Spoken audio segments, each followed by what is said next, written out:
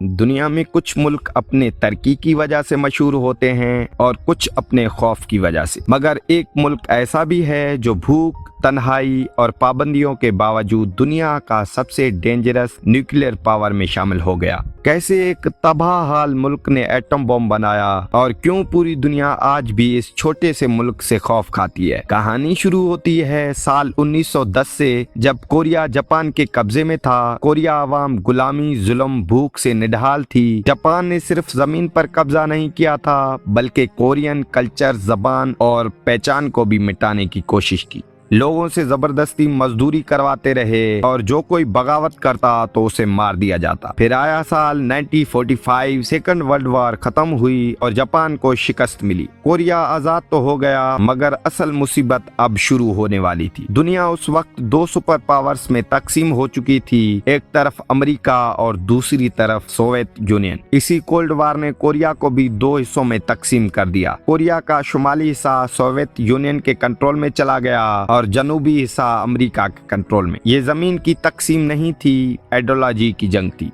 फिर आखिरकार 9 सितंबर 1948 को नॉर्थ कोरिया आजाद हो गया, जिसका ऑफिशियल नाम रखा गया Democratic People's Republic of Korea. Soviet Union के मदद से एक communist leader Kim Jong North Korea के पहले सुप्रीम लीडर बने। उनका ख्वाब था कि पूरा कोरिया एक ही परचम के नीचे हो और इसी ख्वाब ने दुनिया की सबसे खतरनाक जंगों में से एक को जन्म दिया। 25 जून 1950 सुबह का वक्त था जब नॉर्थ कोरियन टैंक और फौजी अचानक साउथ कोरिया में घुस गए। नॉर्थ कोरिया का मकसद था कि पूरे कोरिया को कम्युनिस्ट बनाना। शुरू के चंद दिनों में नॉर्थ कोरियन आर्मी बहुत तेजी से आगे बढ़ी, साउथ कोरिया के बहुत से इलाकों पर कब्जा कर लिया। मगर फिर दुनिया की बड़ी ताकतें मैदान में आ गईं। साउथ कोरिया के मदद के लिए अमेरिका और यूनाइटेड नेशन की फौज पहुंच गई और दूसरी तरफ सोवियत यूनियन ने नॉर्थ कोरिया को वेपन्स की सपोर्ट दी। 3 साल तक चलने वाली ये जंग इतनी खौफनाक थी कि पूरा कोरिया तबाह हो गया। शहर जल गए, गांव बर्बाद हो गए और तकरीबन 30 लाख से ज्यादा लोग मारे गए। आखिरकार 27 जुलाई 1953 को एक एग्रीमेंट साइन हुआ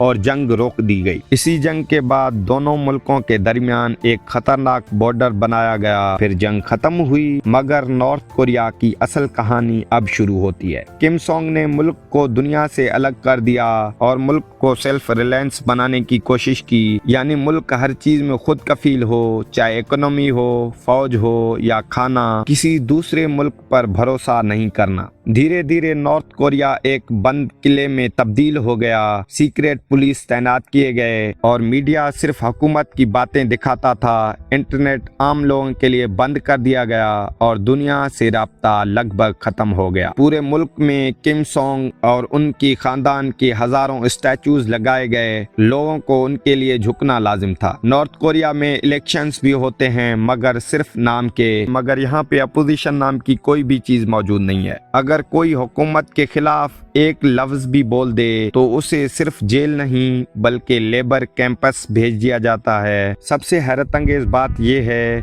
कि नॉर्थ कोरिया में 3 जनरेशन पनिशमेंट का सिस्टम है। अगर एक शख्स जुर्म करता है तो उसके बच्चों और दादा दादी को सजा दी जा सकती है। फिर वक्त बदला। फिर 1991 में सोवियत यूनियन टूट गया और ये नॉर्थ कोरिया के लिए बहुत बड़ा झटका था, क्योंकि उसका सबसे बड़ा सपोर्ट सिस्टम खत्म हो गया। सस्ता फ्यूल और खाना मिलना बंद हो गया। इकोनॉमी तबाह होने लगी और फिर आया नॉर्थ कोरिया की तारीख का सबसे खौफनाक दौर। 1994 से 1998 के दरमियान मुल्क में एक बदतरीन वक्त आया। सरकारी फार्मिंग सिस्टम फेल हो गए, खाना खत्म हो गया, लोग भूख से मरने लगे। इस वजह से तकरीबन 10 लाख लोगों की मौत हुई। मगर सवाल ये था, एक भूखा और तबाहाल मुल्क न्यूक्लियर पावर कैसे बना? इस सवाल का जवाब हमें 1960 में मिलता है, जब सोवियत यूनियन ने नॉर्थ कोरिया को पहला न्यूक्लियर रिसर्च रिएक्टर बना कर दिया और उनके साइंटिस्ट को ट्रेनिंग दी। किम जोंग को यकीन था कि अमेरिका कभी ना कभी नॉर्थ कोरिया पर हमला कर सकता है और कोरियन वार की यादें अभी तक उनके जहन में थी। इसीलिए उन्होंने फैसला लिया, अगर मुल्क को बचाना है तो उनको एटम बम बनाना होगा। नॉर्थ कोरिया ने पहला दुनिया के साथ NPT nuclear non proliferation treaty sign की मगर अंदर ही अंदर न्यूक्लियर टेक्नोलॉजी पर काम करता रहा। फिर 2003 में उन्होंने ऑफिशियली NFT छोड़ दी और दुनिया को खुला चैलेंज दे दिया। और फिर आया वो दिन जिसने दुनिया को हिला कर रख दिया। 9 अक्टूबर 2006 नॉर्थ कोरिया ने अपना पहला अंडरग्राउंड न्यूक्लियर टेस्ट कर दिया। ये देखकर दुनिया हैरान रह गई। ये वो मुल्क था जो भूख और सैंक्शन का शिकार था, मगर अब उसके पास एटम बम आ गया था। इसके बाद नॉर्थ कोरिया ने लगातार मिसाइल्स न्यूक्लियर टेस्ट शुरू कर दिए। उन्होंने इंटरकॉन्टिनेंटल बैलिस्टिक मिसाइल्स बनाए जो हजारों किलोमीटर दूर टारगेट को हिट कर सकते हैं। रिपोर्ट्स के मुताबिक उनके मिसाइल अमेरिका तक पहुंच सकते हैं। 2017 में नॉर्थ कोरिया ने अपना सबसे पावरफुल न्यूक्लियर टेस्ट किया, जिसे उन्होंने हाइड्रोजन बॉम्ब करार दिया। इस टेस्ट के बाद पूरी दुनिया में टेंशन बढ़ गई। जापान के ऊपर मिसाइल्स गुजरने लगे, अमेरिका ने धमकियां देना शुरू कर दिया और यूनाइटेड नेशन ने नॉर्थ कोरिया पर सख्त तरीन सैंक्शन लगा दिए। मगर सैंक्शन के बावजूद नॉर्थ कोरिया रुका नहीं। पैसा कमाने के लिए फेक करेंसी छापने लगे। आज के दौर में उनका सबसे डेंजरस हथियार साइबर नेटवर्क माना जाता है। लेजर्स ग्रुप का नाम हैकिंग नेटवर्क के दुनिया भर में बैंक्स और क्रिप्टो करेंसीज एक्सचेंज को हैक करने के इल्जामात का सामना करता रहा है। आज के सफर को यहाँ पर खत्म करते हैं और हम फिर मिलेंगे किसी और टॉपिक पर। आज के लिए इतना, अल्लाह हाफिज।